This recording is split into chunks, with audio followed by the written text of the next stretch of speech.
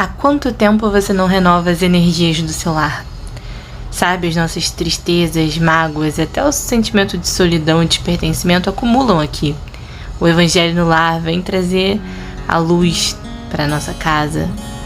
É um momento para que a gente possa se reconectar com aqueles que, pela bênção de Deus, estão ao nosso lado.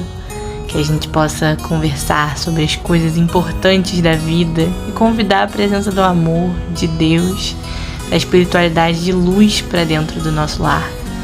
Vamos então abrir as portas e janelas para essa positividade, para essa luz, para esse divino. Vamos juntos fazer o Evangelho no Lar?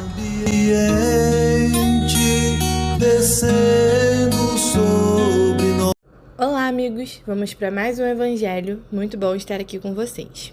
Amai os vossos inimigos. O Evangelho segundo o Espiritismo. Pagar o mal com o bem. Para o incrédulo, amar os inimigos é um absurdo.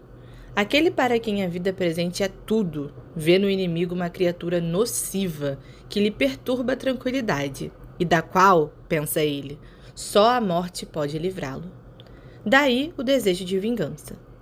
Ele não tem o menor interesse em perdoar, a não ser para satisfazer o próprio orgulho aos olhos do mundo. Perdoar, em certos casos, lhe parece uma fraqueza indigna de si. Mesmo que não se vingue, nem por isso deixará de guardar rancor e de desejar-lhe mal, ainda que secretamente. Mas para quem crê, principalmente para o espírita, o modo de ver é totalmente diferente, pois o seu olhar está voltado para o passado e para o futuro, entre os quais a vida presente não passa de um mero instante. Ele sabe que, pela própria destinação da Terra, é natural encontrar nela homens maus e perversos, e que as maldades a que está exposto fazem parte das provações pelas quais deve passar. O entendimento desse ponto de vista faz com que suas vicissitudes se tornem menos amargas, quer venham elas dos homens ou das coisas.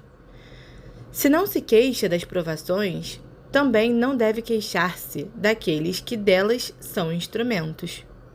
Se, ao invés de lamentar-se, agradecer a Deus por colocá-lo à prova, deve também ser grato à mão que lhe dá a oportunidade de mostrar sua paciência e sua resignação. Esse pensamento o predispõe naturalmente ao perdão. Além do mais, ele sente que, quanto mais generoso for, mais cresce aos próprios olhos e fica fora do alcance das investidas maldosas dos inimigos. O homem que ocupa uma posição elevada no mundo não se sente ofendido por insultos de quem considera seu inferior. O mesmo acontece com quem, no mundo moral, se eleva acima da humanidade materialista. Ele compreende que o ódio e o rancor o rebaixariam moralmente. Ora, para ser superior ao seu adversário, é preciso que tenha a alma maior, mais nobre e mais generosa. O Livro dos Espíritos, pergunta 937. Para o homem sensível, as decepções pelas quais a ingratidão e a fragilidade que os laços de amizade nos fazem passar não são também uma fonte de amargura? Sim, mas vos ensinamos a lamentar os ingratos e os amigos infiéis. Eles devem ser mais infelizes do que vós. A ingratidão é filha do egoísmo. E o egoísta, mais tarde, encontrará corações tão insensíveis como o dele. Pensai em todos os que fizeram mais bem que vós, que tiveram mais mérito que vós e que foram pagos com ingratidão. Lembrai-vos que o próprio Jesus, ainda em vida, foi injuriado e desprezado, tratado como velhaco e impostor, e não vos admireis de que o mesmo aconteça convosco. Que o bem que fizestes seja a vossa recompensa neste mundo, e não leveis em consideração o que dizem os que o receberam.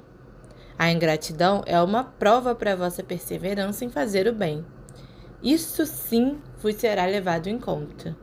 E os que vos menosprezaram serão mais punidos quanto maior tiver sido a sua ingratidão. Bom, amigos, essa passagem vem mais uma vez falar pra gente da importância do perdão. Muitas vezes nós esquecemos das nossas próprias crenças. A gente esquece que a gente tanto fala, que a gente tanto prega, que existe uma vida futura, que existe uma vida passada, né? Então a gente não sabe qual foi a nossa relação antes com as pessoas que hoje nos rodeiam. Se alguém que há uma inimizade, se alguém que há um atrito, a gente não sabe o que nós já fizemos para essas pessoas. Bem como a gente acredita também na vida futura. Então a gente sabe que o que a gente está construindo aqui, se for nutrido mágoa, se for nutrido rancor, a gente vai levar para além da morte. E ainda, nós acreditamos que essa existência presente é uma existência num planeta de provas e expiações que a gente precisa para a nossa evolução. E que maneira melhor de evoluir do que lidar com o outro que é diferente de nós. Quer teste maior de paciência, de resiliência, de caridade, de amor, do que convivendo com as pessoas, do que aprendendo a perdoar e a conviver?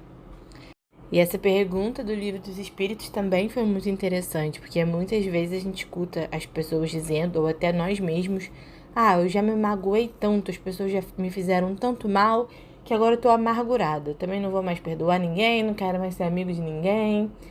E esse pensamento, ele é um problema, né? Porque, na verdade, se a pessoa errou, se a pessoa foi egoísta com você, a vida vai se encarregar de trazer essas consequências para ela.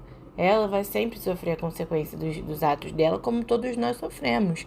Então, assim, a gente não tem que mudar a nossa essência, a nossa vontade de confiar, de acreditar nas pessoas e de, enfim, ser quem nós somos por conta de coisas que aconteceram com as nossas relações que são imperfeitas, né? Devido ao nosso nível de evolução. Então, que a gente possa se lembrar disso, possa perdoar mais, possa amar mais e se questionar sempre se é esse o caminho que a gente está seguindo, se é o caminho da benevolência e do perdão ou se é o caminho da mágoa, do ressentimento e quais as consequências que isso tem trazido para os nossos relacionamentos e para os nossos sentimentos no geral. Bom, essa foi a reflexão. Um abraço, amigos. Até o próximo Evangelho.